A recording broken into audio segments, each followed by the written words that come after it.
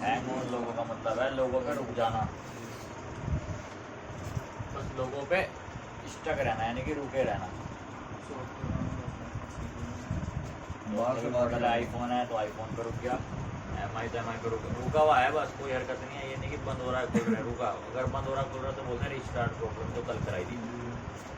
कुछ स्टक है लोगों पे, चाहे चार्जिंग लोगों पे रुका हुआ, जैसे सैमसंग के आते हैं डबल डेकर वाले, चार्जिंग लोगों पे रुके, चार्जिंग हटा दी फिर भी लोगों दिखाई रहे चार्जिंग का, तो हैंग ऑन लोगों।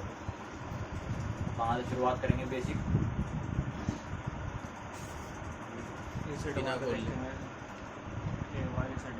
कोई फ़ोन आपके पास आया, कस्टमर लेके आया, वो एमआई पे रुका हुआ है बस।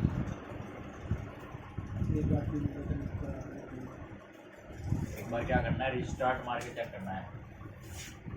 क्या करना है? तीनों बटन दबा के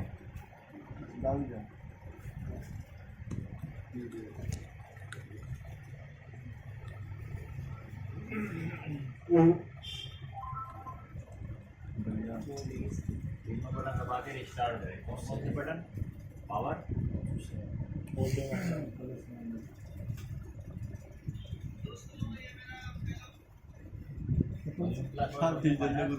कितनी देर के लिए? 10 सेकंड तक दबाएंगे। फ़ोन दोबारा से ऑफ होके ऑन होगा।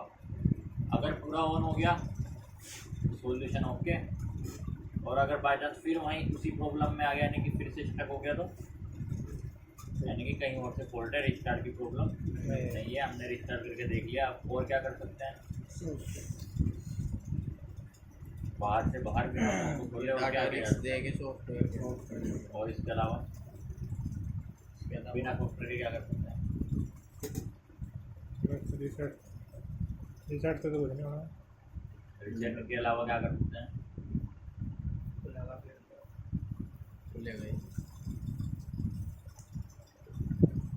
दो स्टेप है, कल भी बता रहा है। स्टार प्रॉब्लम में भी कल एक स्टेप बताया था ना कि इससे पहले सॉफ्टवेयर करने से पहले ये करके देख सकते हैं। सबसे पहला स्टेप जो कल का था।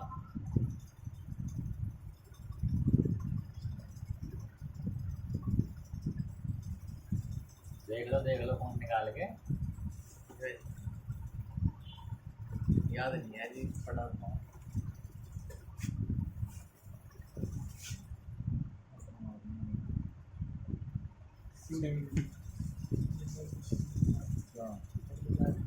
मैंने फोटो लिया था।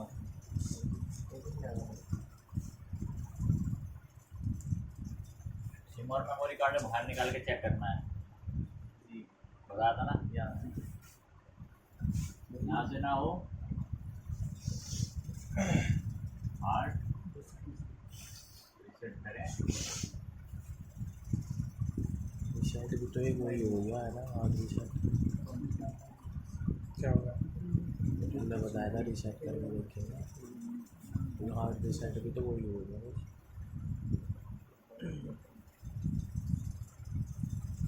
ठीक है, इससे भी ना हो तो मान लो हार्ड रिसेट कर दिया आपने फ़ोन, फिर भी सेम प्रॉब्लम। बहुत सारे फ़ोन होंगे, बहुत सारे एमआई के, वीवो के, ओप्पो के, वो हार्ड रिसेट से सही हो जाते हैं। लोगों पे रुके हुए हैं, आगे नहीं बढ़ रहे, हार्ड रिसेट किया हो गया।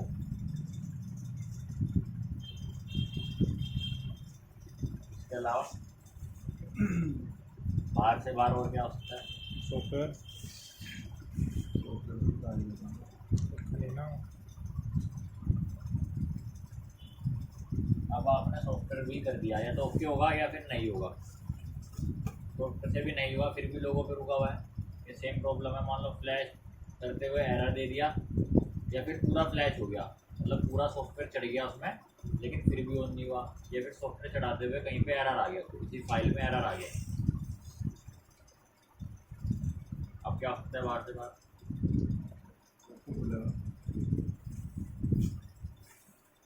अब फोन को क्या करना पड़ेगा?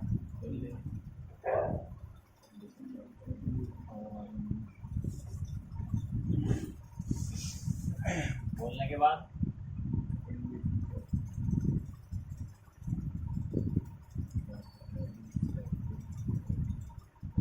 कई बार फ़ोन लोगों पे रुकता है किसी कंपोनेंट पे पानी लग गया, आपस में फ्लोट हो गए, मान लो कैमरे कनेक्टर में पानी लग गया, चार्जिंग के कनेक्टर में पानी लग गया है ना, मेन फ्लैग में पानी लग गया,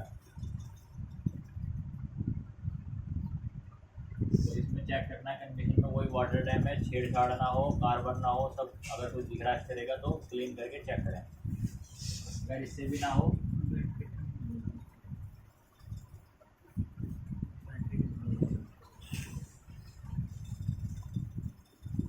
बैटरी प्रॉब्लम भी हो सकती है, एक बार आपको दूसरी बैटरी भी उसमें लगा के देखनी है। इसके अलावा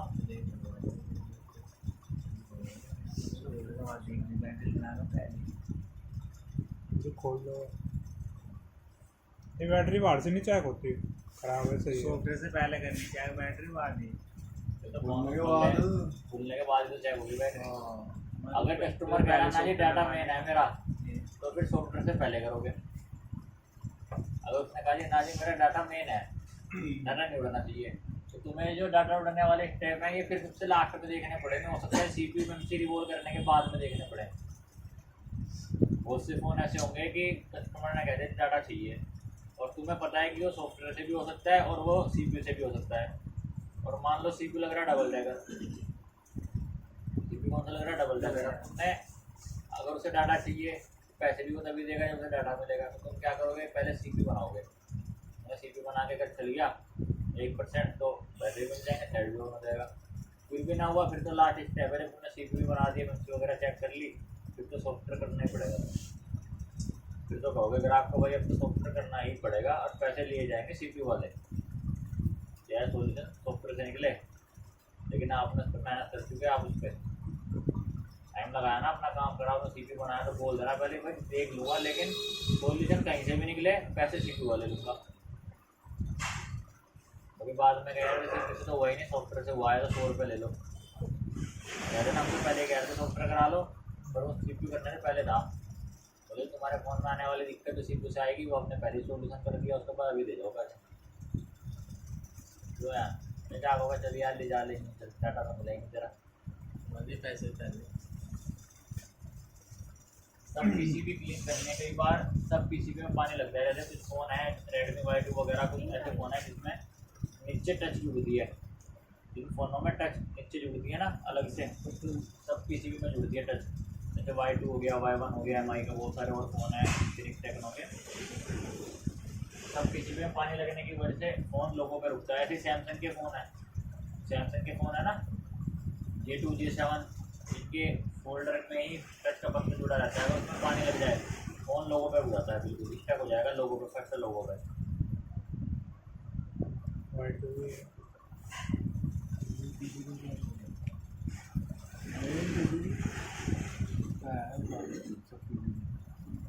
सब पीसीबी के बाद सब पीसीबी में और क्या आ सकता है, मेन फ्लैग, कैमरा कनेक्टर, साफ कोई से भी हो, फ्रंट और बैक हो, कैमरे के कनेक्टर को साफ करना है, वाटर डैमेज होना चाहिए किसी भी कैमरे में। अगर इससे ना हो तो मान लो क्लीनिंग कर ली बोर्ड की, फिर भी नहीं हुआ, फिर क्या करोगे, पावर आईसी छेड़ने से पहले, चार्जिंग आईसी छेड़ने से पहले, सीपीयू को छेड़ने से पहले, लोगों में रुका हुआ है फ़ोन और साफ सुथरा फ़ोन है और लोगों में रुका हुआ है, क्या करना है,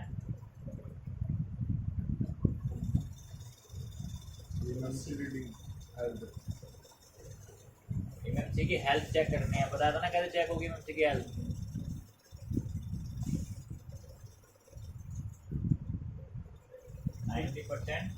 तो किसी फोन में होगी वो बाहर से बाहर, ये किसी में होती है, वरना फिर निकाल के चेक होती है। निकाल देगा कहाँ से होगी, फिर देख कैसे अभी निकालेंगे तो फ़ोन आया हुआ भी होगा अपने पास एक आता, उसमें भी हो जाती है, जब हमने किया था ना वो ओप्पो वाला किया ना, उसमें 4 जंपर लग के हो जाती है। 90% कंज्यूम नहीं होनी चाहिए SLC और MLC। 0 मान लो ये 0 to 10 दिखा रहा है और ये 40 to 50 दिखा रहा है, तो इसको क्या बोलेंगे हम, बैड हेल्थ।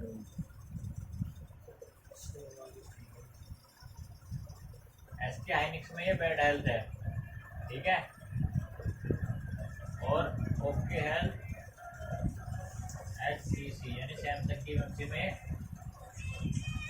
अगर सैमसंग की एमएमसी है तो उसे हम ओके कह सकते हैं, अगर एसके हाइनिक्स है तो ये बैड हेल्थ है, या फिर ये नहीं होना चाहिए। अगर ये हुआ तो एरर होगा, इसमें एमएमसी में एरर होगा, इस वजह से फ़ोन लोगों पे रुका हुआ है। फ़ोन के सेटिंग दिखाया था ना, तो मैं ओप्पो का लोगों पे रुका था, परसों जो क्लास हुई थी उसमें 90% दिखा रहा था ना, साफ साफ लिखा हुआ 90% consume of the reverse flow, या इस तरह से दिखाएगा, या फिर SLC MLC आपने देखी थी दोनों अलग अलग आ रही थी।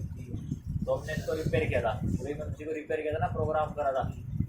तो ये बैड हेल्थ इसमें होगी एसके हाइनिक्स में, और सैमसंग में अगर इस तरह की हेल्थ आ रही है तो ओके है। पर अगर सैमसंग में ये आ रहा है 90% तो फिर नॉट ओके है।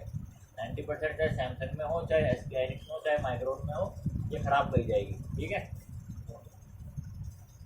कई बार होता है ये नहीं दिखाएगा 90% लिखा हुआ, लेकिन बैड हेल्थ SLC और MLC अलग अलग दिखाएगा, तो ये चेक करनी है। आप डायरेक्ट एमएमसी में निकाल के UFI बॉक्स में रख के चेक कर सकते हैं, या फिर ISP पिन आउट के जंपर मार के चेक कर सकते हैं। कैसे कैसे कर सकते हैं? जंपर मार के डायरेक्ट जंपर एमएमसी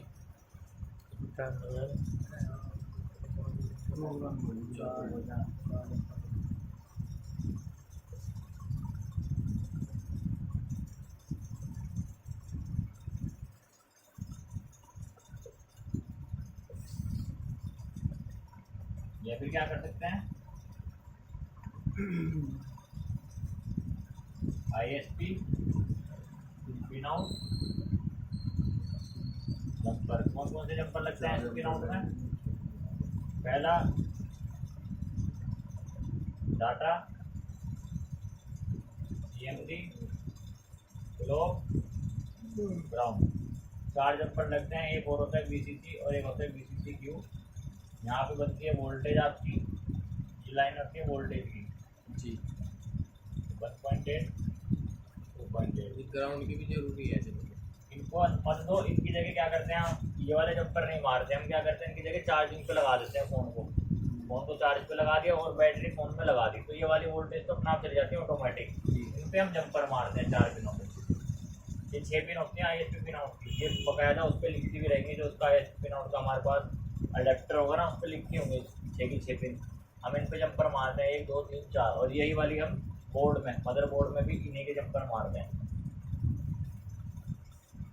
ये तो इससे चेक करोगे आप एमएमसी को। अगर इससे नहीं हुआ, मान लो अगर एमएमसी प्रोग्राम मतलब ये बैड हेल्थ में निकली, तो क्या करना पड़ेगा हमें एमएमसी को? क्या करना पड़ेगा? R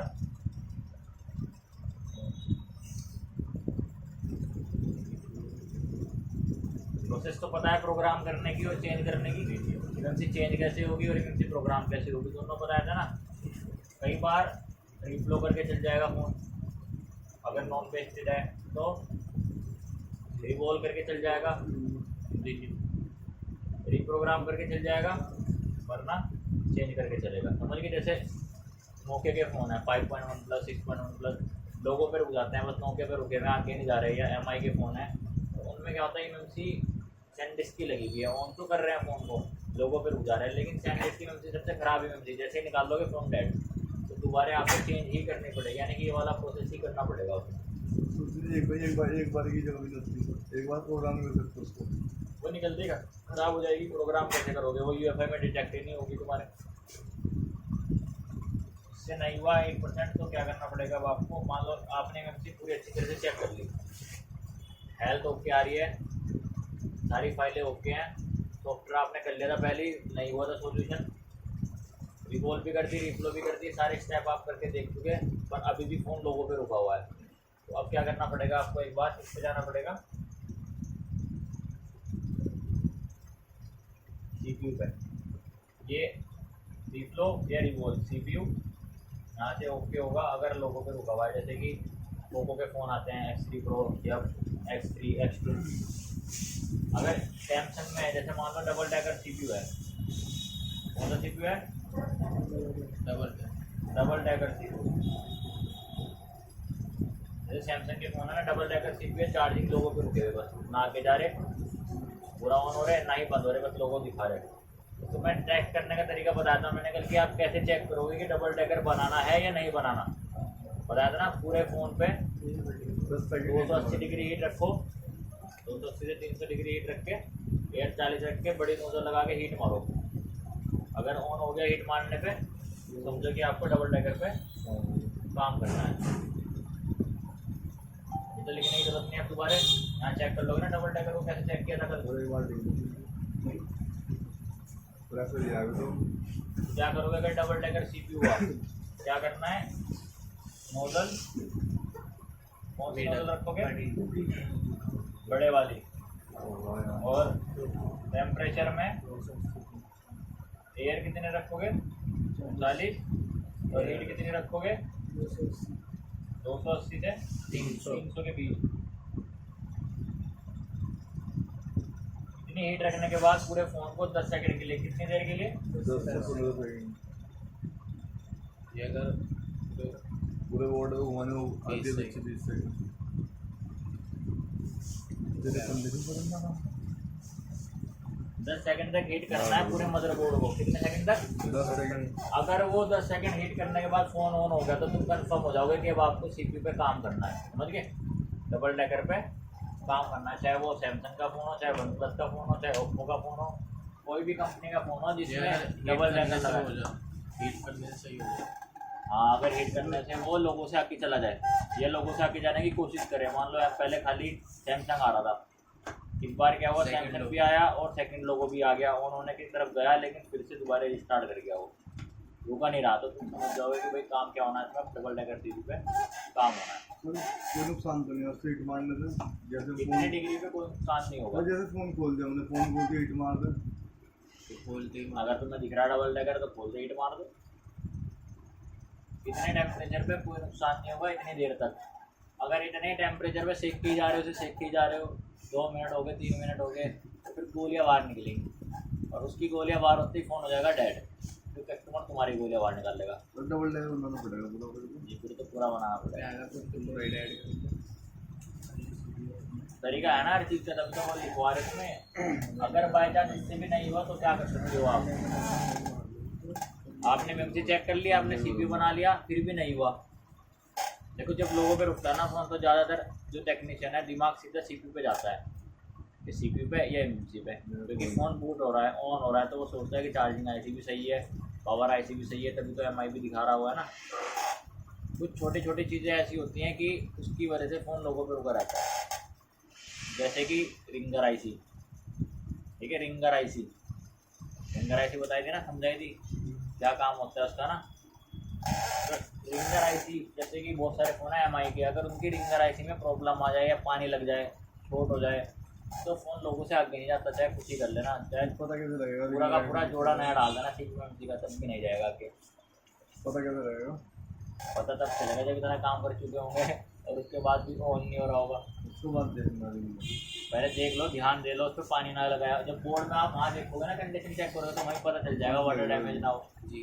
कई बार बाहर से दिख जाता है, कोई बार बोल बार से लगा हुआ, भी हो लगी। कई बार बिल्कुल साफ सुथरा दिखता है, लेकिन पानी अंदर होता है। जब उतारते हैं तो सड़ी पड़ी है, इसकी काली हो रही है अंदर। क्या क्या चेक करना है एक आपको,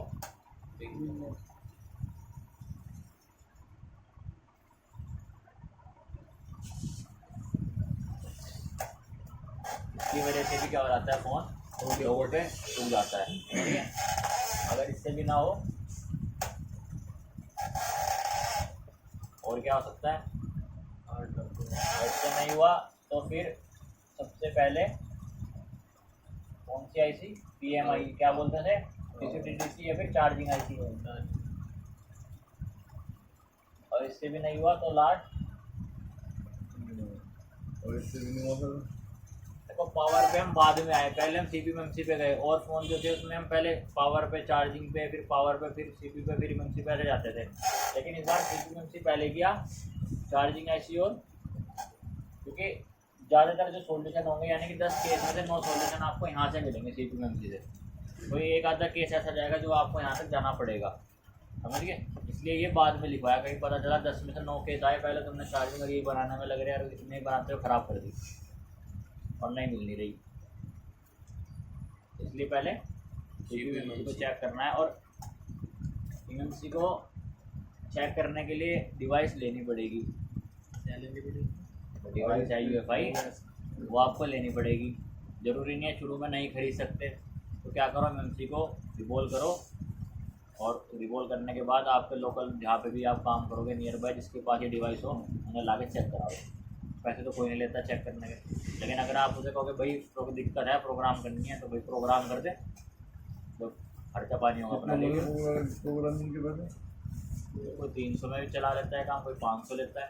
ये अगर हम खुद हम करें चौहान को 500 रुपये देते थे, हमारे पास तो नहीं था जब हमने दुकान खोली थी, तो चौहान था बराबर में, वो करता रहा, उसके पास बॉक्स भी था, हम उसे देते थे 500 रुपये उतार के आईसी रिबोल करके उसको देते थे, वो प्रोग्राम करके देता था, हम बॉक्स में लगा के फ़ोन अगर ऑन हो गया आगे कैसे बचेगी इस काम में? बची रहेंगे इस काम में। ध्यान दो सेहत पे, कल भी बताऊँगा। माइक्रोस्कोप पे देखेंगे इसमें कोई दिक्कत थोड़ी है, इसके बिना काम करोगे तो दिक्कत है। इसमें कोई वो थोड़ी लग रहा है कि आंखें खराब करेगा ये तो और आंखों की सेफ्टी के लिए है, लेंस लगे हुए इसमें बकायदा। इसमें लगाओ अपना काम करो, ये खराब थोड़ी होंगी आंखें इससे। अगर एलसीडी लगा दे सामने, एलसीडी लगा लो और अच्छा, उसकी फिर प्रैक्टिस करनी पड़ेगी तुम्हें। सीधे करते रहो बैठते बैठते। उसमें जोर पड़ा हमको। किसमें? तो उसके पैर उतार लियो जो फोन रखा सामने मोबिन भाई का, सीपीयू और एमएमसी निकालने, रैम मत निकालियो। सीपीयू और एमएमसी निकाल के ना पैड क्लीन कर दिए इसके। क्या? इस जगह ने डबल टैग करो उसमें, है वो दो वाला वो नीट मार, पेट मार के देख लो, नीट मार सेम टेम्परेचर सेम रख के, अपना सीपीयू रिकॉल करके देख लो डायरेक्ट। अगर डबल टैगर नहीं है फिर तो आधे घंटे का मसला है वो। हीट मारने की वजह चाहे हीट मार के देख लो, वरना फिर प्रॉपर रिवॉल्व करके लगा के देख लो। एक चीज़ का ध्यान रखना बस, फ़ोन में से जब कंडीशन चेक करोगे तो ध्यान से देख लेना, कोई भी कंपोनेंट मिसिंग नहीं होना चाहिए, मतलब टूटा हुआ नहीं होना चाहिए। कई बार क्या होता है पूरा फ़ोन हो गया और एक रेजिस्टेंस टूट गया वहाँ से, या फिर क्या हुआ आपने जाली निकाल ली, जाली निकाल देना इसी पे काम करने के लिए, जाली फाड़ी और जाली फाड़ते हुए किसी रेजिस्टेंस का ग्राउंड ओपन हो गया, यानी कि उस जैसे मान लो यहाँ पे शील्ड थी लगी हुई ऐसे, ठीक है, और इसके पास कंपोनेंट लगे हुए थे, यहाँ पे बहुत सारे कंपोनेंट लगे हुए थे, आईसी लगी हुई थी जब और ये कंपोनेंट यहाँ पे ग्राउंड था, इसको ग्राउंड मिल रहा था इस शील्ड से। जब आपने शील्ड बाहर निकाल ली तो ये ऐसे करके कट गया, यानी कि इसका ग्राउंड ओपन हो गया यहाँ से। अब यहाँ से ग्राउंड मान लो रेजिस्टेंस था, यहाँ पे तो रीडिंग आ रही थी 200-250 कुछ भी आ रही थी। अब यहाँ पे आना था ग्राउंड, यहाँ पे क्या आना था ग्राउंड, लेकिन आपने जाली फाड़ी और यहाँ से ग्राउंड खत्म हो गया। तो जैसे यहाँ से ग्राउंड गए, इस पर क्या आ जाएगी, अब रेजिस्टेंस लगा हुआ, जितनी भी वैल्यू का रेजिस्टेंस होगा, मान लो 3 किलो ओम का रेजिस्टेंस है तो 250 ये है, 3 किलो ओम हो गया 3000 ओम, और 250 रीडिंग यहाँ पे आ रही, तो लगभग 3200 के आसपास रीडिंग आ जाएगी यहाँ पे। अब ग्राउंड नहीं देगा क्योंकि क्या कि यहाँ पे ग्राउंड हट के रीडिंग आ गई, और ये किसी एमएमसी से या फिर सीपीयू से रिलेटेड लाइन में जुड़ा हुआ था। और जैसे इसका ग्राउंड हटेगा यहाँ से, इसमें क्या होगा, फ़ोन लोगों पे रुक जाएगा, फिर सीपीयू बनाते रहो, एमएमसी बनाते रहो, प्रोग्राम करते रहो, पावर बदलते रहो, जब तक इसे ग्राउंड नहीं मिलेगा, जब तक फ़ोन लोगों से आगे नहीं जानेगा। और इसी केस में फिरोज 3 दिन से फंसा हुआ था, 3 दिन से फिरोज इसी केस में फंसा हुआ था। सीपीयू बना दी, एमएमसी बना दी, पावर सब कुछ कर दी, इस पर ध्यान नहीं दिया कि ग्राउंड हटा हुआ है। चेक जाली ग्राउंड समझ आया, रेजिस्टेंस पे से ग्राउंड नहीं हटना चाहिए जाली फाड़ दे हुए। अगर मान लो तुम्हारे पास सेट आया था ऑन और तुमने जाली फाड़ दी और उसके बाद वो लोगों पे रुक गया, तो किसी भी आईसी पे काम करने से पहले उस जाली को देखना जो आपने फाड़ी, कि उसके आसपास किसी कंपोनेंट पे जो सप्लाई जा रही थी वो ब्रेक तो होने की जरूरी नहीं है ग्राउंड की हो, किसी और की सप्लाई हो सकती है, जाली निकालते फट गई हो। समझ गए, नोट बना के लिख लो से।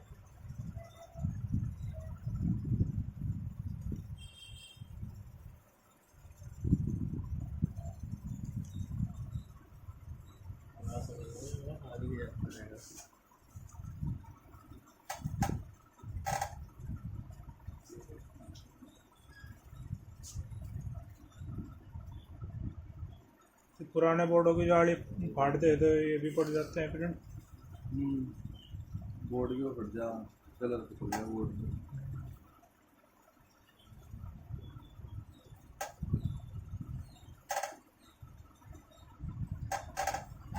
ये रेजिस्टेंस पे ग्राउंड आता है, यानी एक साइड ग्राउंड आता है, वो ओपन नहीं होना चाहिए। ओपन होने का मतलब क्या है, वहाँ से ग्राउंड हट जाएगा, ओपन हो जाएगा। कई बार ओपन दिखाएगा, कई बार वहाँ पे रेजिस्टेंस की वैल्यू दिखाएगा। अगर तुम्हें एग्जांपल देखना तो कल फिरोज ने भेजा मुझे रात को एक, मैं दिखा देता हूँ कौन सा मॉडल था, कहाँ से वो हटा था।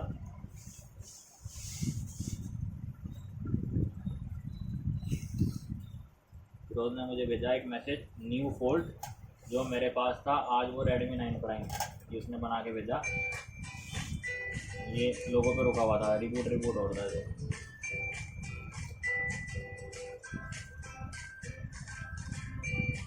देखो ये है ना,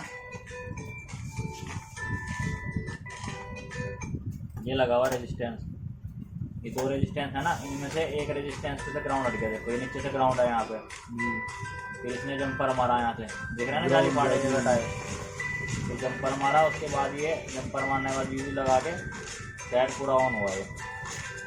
काफ़ी बटा हुआ। अब इसने मुझे कहा नया फॉल्ट है, और यही फॉल्ट मैंने इसके सामने 2 बार रिपेयर किया था, यही फॉल्ट से। तो मैंने कहा, मैंने बताया था ये यहाँ से ग्राउंड भाग जाए 3100 रीडिंग आएगी यहाँ पे। इसने कहा हाँ वही था ये, यानी 3 दिन से उलझ रहा है इसमें। फिर बाद में कहा हाँ अब याद आया वही था ये यहाँ पे तो जल्दी से ध्यान देते नहीं, तो नोट करवाया है, समझ गए। किसी भी रेजिस्टेंस, एक तो है Redmi के फ़ोन में 9 प्राइम, एक Redmi 9 है, और एक 2 मॉडल और है। अक्सर कर जाली फाड़ते हुए ग्राउंड भागता है रेजिस्टेंस का। 9 है तो डेड हो जाएगा, वो तो ऑन ही नहीं होगा। अगर तुमने ऑन फ़ोन की 9 है, Redmi 9 है की CPU वाली जाली फाड़ दी तो वो डेड हो जाएगा, जब तक उस रेजिस्टेंस पे जंपर नहीं लगेगा ग्राउंड का।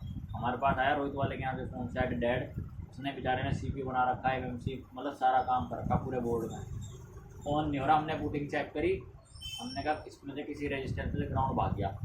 हमने पीछे CPU देखा, जाली फटी हुई, वहाँ से ग्राउंड का जंपर हमारा सेट ऑन हो गया।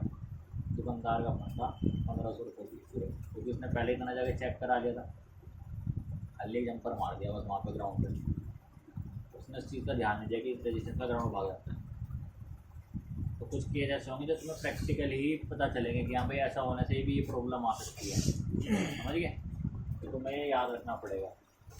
तो इन फोन की रीडिंग कितनी आ रही हो ISP दिन में? इसमें तो IC की रीडिंग आती है, MMC की। देखो पता कैसे चलता है जंपर कहाँ मारोगे ISP के, है ना। जैसे मान लो हमारे पास कोई फ़ोन है ओप्पो का है, जैसे मान लो जो कॉमन फोल्ट, जैसे हमने कौन सा करा था कल, ओप्पो का A7, गूगल में डाल गए थे, ओप्पो A7 करा था ना हमने कल। तो हमें डालना है ओप्पो A7, ऐसे लिख दिया ISP, देखो ऊपर आ गया Oppo A7 ISP pin out, ठीक है। इसमें इमेजेस में गए, अब हर बंदे ने डाला हुआ है इसमें अपने अपने हिसाब से, तो जो आपको समझ आए आपने, जैसे मान लो ये खोल लिया ओप्पो A7 CPH 19। अब इसमें दिखाया देखो उसने एक ये रेजिस्टेंस, ये बोर्ड की इमेज आ गई है, तो बोर्ड आपके पास भी होगा। तो इसमें दिखाया इसने कि एक इमेज में इस रेजिस्टेंस के इस साइड क्लॉक का जंपर लगेगा, बाहर है रेजिस्टेंस, जंपर लग जाएगा जी। इसमें CMD का जंपर लगेगा, ये भी रेजिस्टेंस बाहर है, इस पर भी जंपर लग जाएगा। VCC क्यों नहीं लगाना, VCC नहीं लगाना, इन पर वोल्टेज आ रही 1.8 2.8, तो ये तो हम चार्जिंग लगा के दे देंगे इसको। इसके अलावा डाटा का एक गोला सा बना हुआ ना, तो आपको 1 2 3 और एक ग्राउंड के साथ जंपर मारना है। 4 जंपर मार के आप डायरेक्ट MMC को डिटेक्ट कर सकते हो बॉक्स अडेप्टर में लगा के। ADL पॉइंट तो देखिए मैंने, ADL नहीं, ये ISP पिन आउट है। देखो हर फोन के नहीं मिलते, जैसे इसमें बाहर मिल रहे हैं ना।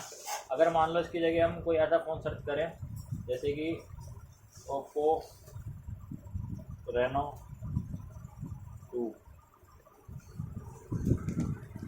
Reno 2 के देखते हैं ISP पिन आउट कहाँ पे है, ठीक है।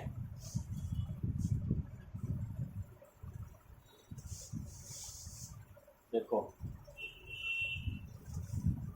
ISP कहाँ पे है, Reno 2 के CPU के अंदर हैं, बाहर नहीं है किसी कंपोनेंट में। CPU ड्रिल करके उसके अंदर है ये, यानी कि CPU को ड्रिल करना पड़ेगा, खुरचना पड़ेगा जी। CPU का खुरच के उसके अंदर मिलेंगे पॉइंट, या फिर CPU निकालना पड़ेगा, निकाल दो फिर अंदर पॉइंट मिलेंगे।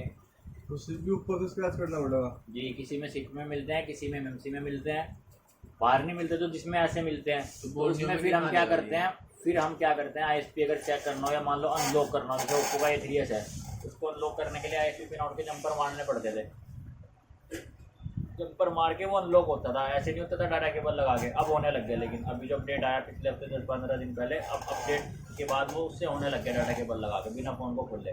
पहले क्या करना होता था, फ़ोन खोल के जाली फाड़ के जंपर लगा के वहाँ कनेक्ट करके फिर सॉफ्टवेयर होता था, फिर लॉक दिखता था। लेकिन अगर इस तरह के कुछ मॉडल हैं उसमें अगर ये अंदर मिल रहे बाहर नहीं मिल रहे, देखो किसी ने मारे होंगे जंपर, वो जंपर मार रखे, देखो सीपी ड्रिल करके मार रखे 4 जंपर। तो अगर नहीं मिल रहे तो फिर आईसी निकालने में डेटा का रिस्क भी रहता है, तो फिर हम इसको ऑनलाइन करवाते हैं। भाई इसका सॉफ्टवेयर कैसे होगा, ऑनलाइन होगा, जो भी खर्चा आएगा उसमें अपने ऐड करके कस्टमर को बताया जाता है। जरूरी नहीं है हर फ़ोन के आपको जो है, ये देखो ये इन्फिनिक्स के हैं हॉट 6 प्रो, ये बाहर ही मिल रहे हैं, तो जिस पे बाहर मिल जा रहे हैं उस पर तो हम जंपर मार के चेक कर सकते हैं ना आराम से, आईसी को बिना निकाल ले। अगर दिक्कत है तो फिर उसको निकाल के, चाहे निकाल के प्रोग्राम करो, चाहे जंपर मार के प्रोग्राम करो। जंपर मार के जो प्रोसेस होगा वो थोड़ा लेंथी हो जाएगा, लंबा चलेगा प्रोसेस, और बिना जंपर लगाए आईसी बाहर निकाल के फटाफट काम होगा आपका। तो कर लोगे इस फोल्ड को।